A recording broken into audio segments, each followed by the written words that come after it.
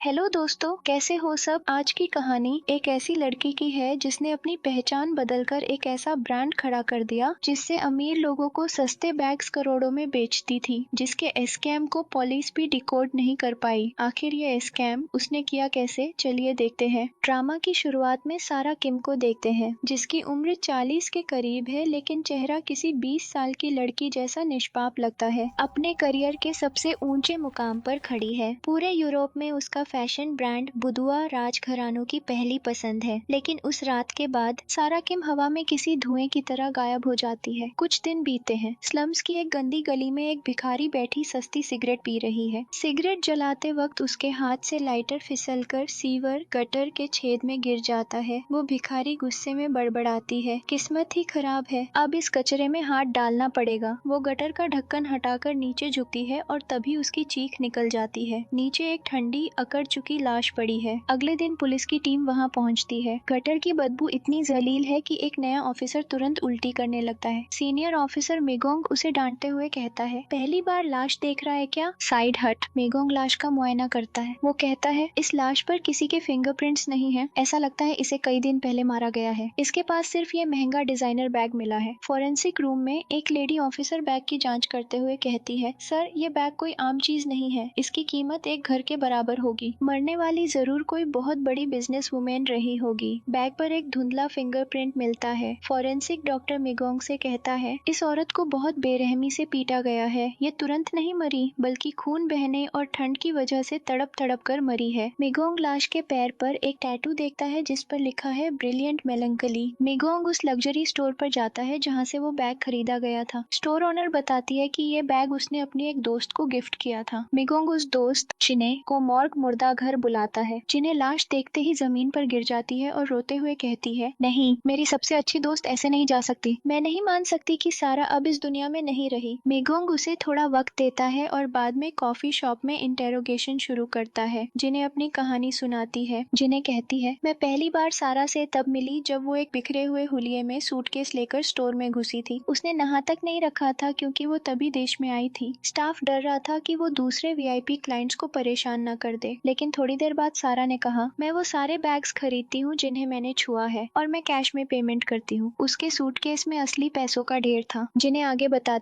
एक दिन मैं एक वीआईपी मीटिंग में गई थी। वहाँ का प्रेसिडेंट मुझे पहचानने से इनकार कर देती है। वो कहती है, तुम जैसे सस्ते ब्रांड वाले हमारी दुनिया में पैर भी नहीं रख सकते। मैं बेइज्जती महसूस कर रही थी और वहाँ से निकलने ही वाली थी कि मेरी टक्कर सारा से हो गई। सारा ने गुस्से के बजाय बड़े प्यार से मुझसे बात की। उसने कहा, मुझे माफ कर दो, मैं तुम्हें पैसे तो नहीं दूंगी पर बदले में अपना ये डिजाइनर बैग देती हूँ। वो वही बैग था जो मुझे हमेशा से चाहिए था। सारा ने मुझसे पूछा, क्या तुम मुझसे दोस्ती करती हो? चलो हम बाहर कहीं कॉफी पीते हैं। जिन्हें कहती है, हम दोनों की हालत एक जैसी थी, इसलिए हम जल्दी ही गहरी सहेलियां बन गईं। सारा बहुत अमीर घर से थी, लेकिन वो कभी मुझे नीची नजरों से नहीं देखती थी। एक बार जब एक कॉपीराइट ओनर ने डील करने से मना किया तो सारा ने गुस्से में उसकी कार को अपनी गाड़ी से टक्कर मार दी। वो 36 साल की थी, लेकिन बच्चों जैसी जिद्दी थी। मैं उसकी इस हिम्मत की फैन हो गई थी। मिगोंग सवाल करता है, क्या तुम्हारा उसके साथ कोई झगड़ा था? तुम्हें उसकी मौत से क्या फायदा हो सकता है? जिन्हें भड़क जाती है और कहती है, आप मेरी दोस्ती पर शक करते हैं? हमारी दोस्ती बर्किन बैग से भी ज्यादा कीमती थी। मैंने उसके साथ मिलकर एक बड़ा प्रोजेक्ट साइन किया था। सारा ने इन्वेस्टमेंट 10 बिलियन से बढ़ाकर 15 बिलियन कर दी थी। उस डील के बाद मुझे 1.5 बिलियन का मुनाफा भी मिला। मैं बहुत खुश थी, लेकिन वही आखिरी बार था जब मैंने उसे देखा था। जिन्हें के जाने के बाद मिगोंग को उसकी बातों पर यकीन नहीं होता। वो अपनी टीम से कहता है, अगर वो बैग उसका सबसे कीमती गिफ्ट था तो वो गटर में लाश के पास इतनी बेइज्जती से क्यों पड़ा था? और ये कहानी कुछ ज्यादा ही परफेक्ट लगती है। मिगोंग मॉर्ग की सीसीटीवी फुटेज देखता है। फुटेज देखकर उसके होश उड़ जाते हैं। जिन्हें जब लाश के पास अकेली थी तो रोने के बजाय वो लाश पर थूकती है। मिगोंग तुरंत इंटरनल पोर्टल पर डोंग जिने का नाम सर्च करता है। पता चलता है कि जिने का पुराना क्रिमिनल रिकॉर्ड है लूटपाट और हमला करने का। मिगोंग फाइनेंशियल क्राइम्स डिपार्टमेंट जाता है। वहाँ की ऑफिसर बताती है, सर ये जिने एक बहुत बड़े किडनैपिंग और 15 बिलियन की हेराफेरी के केस में मास्टरमाइंड है। इसने सारा किम से अपने पैसे वापस मांगे थे, लेकिन सारा ने मना कर दिया था। मिगोंग समझ जाता है कि दोस्ती सिर्फ एक दिखावा थी। सारा किम की मौत कोई हादसा नहीं, बल्कि इस लालच का नतीजा है। अब हम देखते हैं कि जीने वापस जा रही होती है, तभी हमें फ्लैशबैक दिखाते हैं जहां जीने बताती है, पहले महीने 8.9 बिलियन मिलने के बाद मुझे एक फूटी कौड़ी नहीं मिली। मुझे शक हुआ तो मैं अपना वही बैग लेकर स्टोर गई जहां से वो लिया गया था। वहां के मैनेजर ने एक ही पल में कह दिया, मैडम ये बैग फेक है। तो उसने बताया कि असली चीजों में हमेशा थोड़ी बहुत कमी होती है, लेकिन ये बैग इतना परफेक्ट था कि साफ पता चल रहा था कि ये नकली है। मैं दंग रह गई। सारा ने मुझे गाय काऊ की तरह नाक से पकड़कर घुमा दिया था। मेगोंग को एक और बात पता चलती है। इस केस में एक और शिकार थी 30 साल की गोहो, सिर्फ इसलिए क्योंकि उसकी शक्ल थोड़ी बहुत सारा से मिलती थी। उसे इतना पीटा गया कि वो हमेशा के लिए अपाहिज डिसेबल्ड हो गई। मेगोंग जब उस लड़की से मिलने हॉस्पिटल गया तो वो फटफट कर रोने लगी। मेगोंग ने अपना रुमाल निकालकर उसे दिया। तुम फिक्र मत करो, मैं सब देख लूंगा। लेकिन तभी मेगोंग की नजर एक अजीब चीज पर गई। वो लड़की अपने बाएं पैर के बजाय अपने दर्द वाले सीधे पैर पर जोर देकर झुक रही थी। मेगोंग का माथा ठनका।